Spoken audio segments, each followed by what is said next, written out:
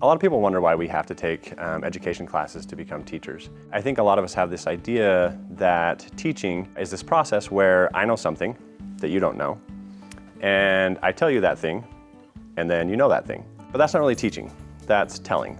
Teaching is quite a bit more complex. The first thing that we need to kind of consider and take into account is that it's not just that I know something and you don't know something.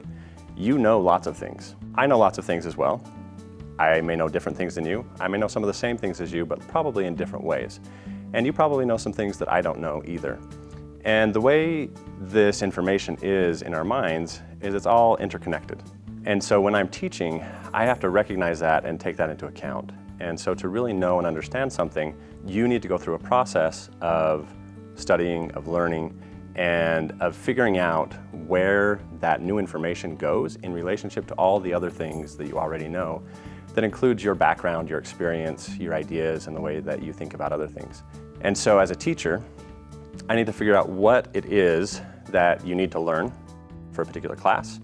I need to figure out what new information I need to give you, what experiences and processes you need to go through in order to integrate that information into the things that you already know, and how to connect it to what you already know.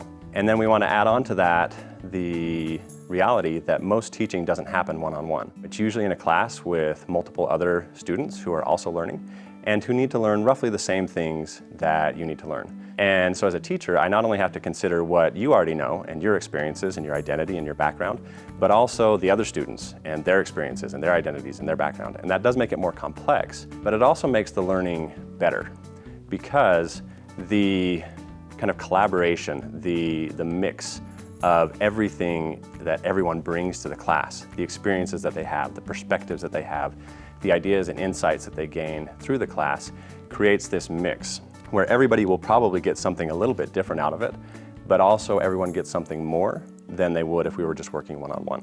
And so the purpose of education classes is to help prospective teachers to understand and to go through processes to learn things so that they can create those experiences for their own students.